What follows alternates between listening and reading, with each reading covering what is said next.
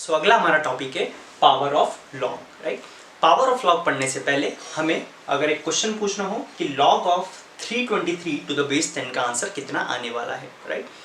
सो अगर आप इसका आंसर देंगे तो हमें अभी पता है कि अभी तक की नॉलेज के हिसाब से हम इसका आंसर नहीं दे पाएंगे, राइट। सो इसके बाद अगर मैं आपसे क्वेश्चन पूछूं कि log of 1 to the base 10 का आंसर कितना आएगा, राइट, तो आप इसका आंसर आराम से दे सकते हैं। अभी आप बोलोगे 10 की पावर में ऐसा क्या नंबर लेके आए ताकि हमें 1 बन जाए। हमें पता है 10 की पावर 0 जो होता है वो 1 होता है, इसका मतलब इसका आंसर जो आने वाला है वो 0 आने वाला है। 10 की पावर में ऐसा क्या नंबर लेके आए ताकि हमें 10 बन जाए। 10 की पावर 1 जो होता है वो 10 होता है, इसका मतलब इसका आंसर 1 हो जाएगा। 10 का स्क्वायर जो होता है वो 100 होता है, इसका मतलब इसका आंसर 2 हो जाएगा। 10 का क्यूब जो होता है वो 1000 हो जाता है, इसका मतलब इसका आंसर कितना हो जाएगा, 3 के बराबर, राइट। अगर आप ध्यान से देखोगे तो हर जगह मैंने बेस को क्या लिया है, 10 के बराबर। तो ये एक स्टैंडर्ड बेस मानते हैं हम लॉगरिथम में। लॉगरिथम में दो स्टैंडर्ड बेस मानते हैं, एक होता है टू द बेस 10 और दूसरा होता है टू द बेस e। इसके बारे में हम आगे पढ़ने वाले हैं, राइट। सो यहाँ पे अगर आप ऑब्जर्व करोगे ये एक सिंगल डिजिट नंबर है और इस सिंगल डिजिट नंबर का जब आपने लॉग लिया टू द बेस 10 तो आपका आंसर कितना आया, 0 के बराबर। 10 जो है ये सबसे छोटा 2 डिजिट नंबर है, जब इसका टू द बेस 10 पे आपने लॉग लिया तो आंसर कितना आया, 1 के बराबर। 100 सबसे छोटा 3 डिजिट नंबर है, इसका जब आपने टू द बेस 10 लिया तो आंसर कितना आया, 2 के बराबर। 1000 का बेस जब टू द बेस 10 लिया आंसर कितना आया, 3 के बराबर। तो आप देख सकते हो हमने जब बड़े बड़े नंबर्स का लॉग लिया टू द बेस 10 तो लॉग ने काफ़ी छोटा आंसर दिया है हमें, राइट। आप देख सकते हो 100 से और 1000 के बीच में कितने सारे नंबर होंगे, मगर लॉग लेने से सिर्फ एक ही नंबर बढ़ पाया 2 से लेकर 3 के बीच में। वैसे आप आगे भी प्रोसीड कर सकते हो। तो आप ये ऑब्जर्व करोगे कि लॉग जो है वो बड़े बड़े नंबर्स को स्केल डाउन कर देता है, छोटे नंबर में कन्वर्ट कर देता है, राइट। तो लॉग का ये एक बहुत बड़ा पावर है कि लॉग जो है वो स्केल डाउन कर देता है बड़े बड़े नंबर को।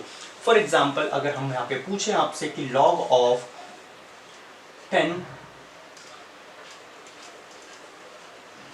टू द बेस 10, अब आप देख सकते हो ये बहुत बड़ा नंबर है, इसका आंसर कितना आएगा। सो हम देख सकते हैं कि ये 10 की पावर में ऐसा क्या नंबर लेके आए ताकि हमें ये मिल जाए। तो आप देखोगे 1 2 3 4 5 6, ये एक 6 डिजिट नंबर है, तो ये 10 की पावर कितना जाएगा, 5 के बराबर। सो ये बन जाएगा 5 के बराबर, राइट। सो आप देखोगे इसका जो लॉग का आंसर आएगा वो कितना आएगा, 5 के बराबर। देखा कि बहुत बड़े नंबर जो है इसको स्केल डाउन करके बहुत छोटे नंबर में हमने क्या कर दिया है, कन्वर्ट। अगर मैं इसी का पूछूं कि इसका आंसर अप्रॉक्सीमेट किसके आसपास आएगा, तो आप देख सकते हो ये 3 डिजिट नंबर है। अगर ये 3 डिजिट नंबर है तो इसका जो log टू द बेस 10 का आंसर होगा वो 2 से लेकर 3 के बीच में आने वाला है।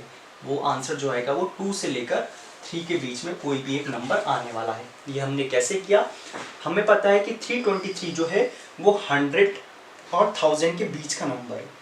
तो जब इसके बीच का नंबर है तो इनका जब लॉग लेंगे तो वो आंसर 2 से 3 के बीच में आने वाला है, राइट। सो अभी की नॉलेज के हिसाब से हमने बोल दिया कि इसका जो लॉग का आंसर होगा वो 2 से लेकर 3 के बीच में एक नंबर आने वाला है, राइट।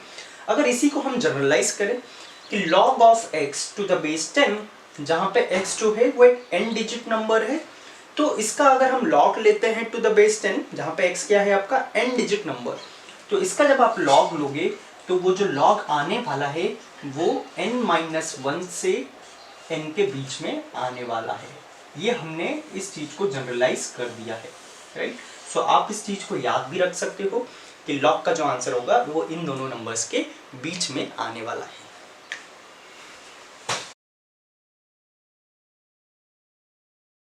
अब हमारा अगला जो टॉपिक है वो है properties of logarithm, right. So logarithm में बहुत सारी प्रॉपर्टीज हैं, इनमें से कुछ प्रॉपर्टीज मैं आपके सामने रख रहा हूँ और इन प्रॉपर्टी की मदद से आप लॉगरिथम के लगभग हर एक क्वेश्चन सॉल्व कर पाओगे इजीली, राइट। तो हमारी जो फर्स्ट प्रॉपर्टी है, फर्स्ट प्रॉपर्टी हमसे बोल रहा है कि लॉग के अंदर अगर दो नंबर है और दोनों के दोनों नंबर अगर मल्टीप्लाई में है तो लॉग उन्हें प्लस साइन के साथ सेपरेट कर देता है, राइट। यहाँ पे इंपॉर्टेंट चीज ये है कि यहाँ भी लॉग का बेस b है, यहाँ भी लॉग का बेस b है और यहाँ भी लॉग का बेस b है, राइट। इस प्रॉपर्टी को हम बोलते हैं product law of logarithm, right. So ये प्रोडक्ट लॉ है। प्रोडक्ट लॉ में क्या करना है आपको, लॉग के अंदर अगर दो नंबर मल्टीप्लाई में है तो हम उन्हें दो अलग अलग लॉग में लिख सकते हैं और बीच में प्लस साइन से उसे हम सेपरेट करेंगे। यहाँ पे इंपॉर्टेंट चीज ये ध्यान में रखना है कि जो बेस होगा वो हमेशा सेम रखना है आपको, राइट। इसका प्रूफ आपको जानने की जरूरत नहीं है, अगर आप फिर भी करना चाहो तो इसका प्रूफ आप interchange exponent and indices and logarithm interchange से आप आसानी से कर पाओगे, राइट। मगर हमारे लिए अभी इसका प्रूफ इंपॉर्टेंट नहीं है। जो हमारा सेकंड प्रॉपर्टी है वो बोल रहा है अगर लॉग के अंदर दो नंबर डिवाइड में है m डिवाइडेड बाय n, तो लॉग जो है माइनस साइन के साथ सेपरेट हो जाता है, m आ जाएगा माइनस लॉग ऑफ n आ जाएगा। यहाँ पे इंपॉर्टेंट बात ये है कि यहाँ भी बेस आपको सेम रखना होता है, राइट। तो जो भी हम ये प्रॉपर्टीज है हमारी लॉग की, इसमें सबसे इंपॉर्टेंट चीज है कि आपको बेस हमेशा सेम रखना है, राइट। आपको अगर कभी इस टाइप की सिचुएशन मिलेगी तो आप उसको इसमें कन्वर्ट कर सकते हो, आपको कभी इस टाइप की सिचुएशन मिलेगी तो आप इस टाइप में कन्वर्ट कर सकते हो। तो आपको दोनों साइड से प्रॉपर्टी याद होना चाहिए। एक और इम्पॉर्टेंट चीज, आपको m और n से याद नहीं रखना है ये प्रॉपर्टी। इन जनरल आप a b c d से भी रख सकते हो, या फिर आप जैसा भी आपको अच्छा लगे वैसा आप इन प्रॉपर्टीज को याद कर सकते हो। हमारा अगला प्रॉपर्टीज है वो है log of m to the power n to the base b। So ये हो जाता है n into log of m to the base b, right. यहाँ पे आपको a b c d m n से याद नहीं रखना है, आपको सिर्फ इतना याद रखना है कि जब भी अगर आर्ग्यूमेंट की पावर कोई एक नंबर होता है, आर्ग्यूमेंट की पावर अगर एक नंबर होता है तो ये जो नंबर है ऊपर वाला पावर वो आगे मल्टीप्लाई में हो जाता है, n into log of m to the base b बन जाता है, राइट। सो ये पावर लॉ ऑफ लॉगरिथम है, ये कोशेंट लॉ ऑफ लॉगरिथम है, ये प्रोडक्ट लॉ ऑफ लॉगरिथम है, राइट। अगला जो हमारा प्रॉपर्टी है log of m to the base b to the power n। अगर बेस की पावर में कोई एक नंबर है तो जो बेस की पावर में जो नंबर है 1 अपॉन करके वो नंबर आ जाता है, बाकी का लॉग वैसा का वैसा बन जाता है, राइट। सो ये दोनों प्रॉपर्टी जो है आप ऐसे याद रखते हो कि आर्ग्यूमेंट की अगर पावर में कोई एक नंबर है तो वो मल्टीप्लाई में आ जाता है, बेस की पावर में अगर कोई एक नंबर है तो वो डिवाइड में आ जाता है, राइट। अगला जो लॉ है log of m to the base n, right. ये बराबर होता है log of m to the base b divided by log of n to the base b। इस लॉ को हम बोलते हैं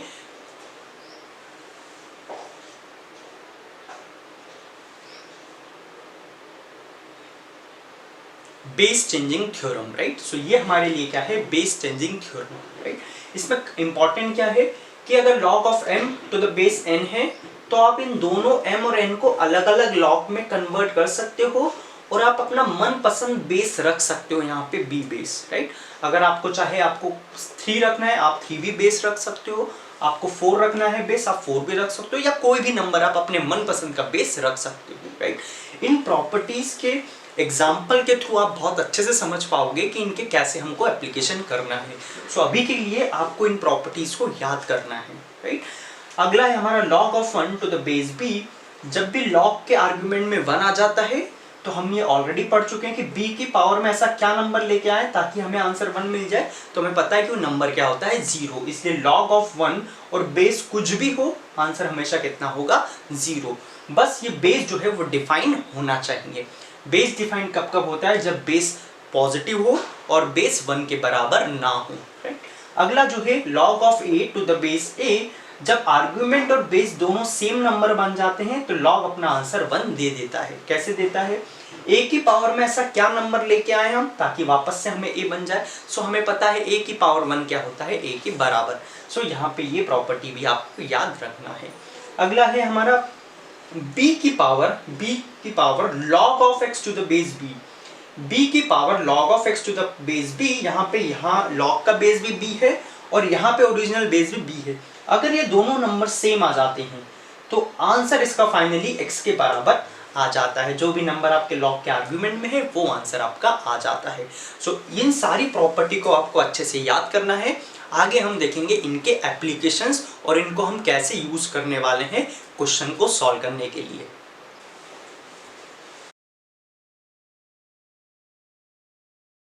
तो यहाँ पे हम पढ़ने वाले हैं लॉग के 2 टाइप्स, राइट। जो पहला लॉग का टाइप होता है वो होता है log of x to the base 10, right. जब भी लॉग का बेस अगर 10 होता है तो उस लॉग को हम बोलते हैं वो एक कॉमन लॉग है, राइट। याद रखिएगा, जब भी लॉग का बेस 10 होता है तो उसे हम क्या बोलने वाले हैं, कॉमन लॉग। और जनरली कॉमन लॉग का यूज़ हम केमिस्ट्री में यूज़ करते हैं जब हम एक किसी भी सॉल्यूशन का पीएच कैलकुलेशन में काम करने वाले हैं, right. So in general common log का मोस्टली यूज़ होता है केमिस्ट्री में, राइट। तो जब भी आपको केमिस्ट्री में बेस नहीं दे रखते हैं, बाई चांस अगर आपको बेस नहीं दे रखते हैं केमिस्ट्री में, तो इन जनरल आपको बेस को 10 मानना होता है, राइट। नेक्स्ट जो लॉग का दूसरा टाइप होता है वो होता है log of x to the base e, right. तो यहाँ पे e क्या है, e एक आइलर्स नंबर है। e का क्या है, e जो है यहाँ पे होता है आइलर्स नंबर,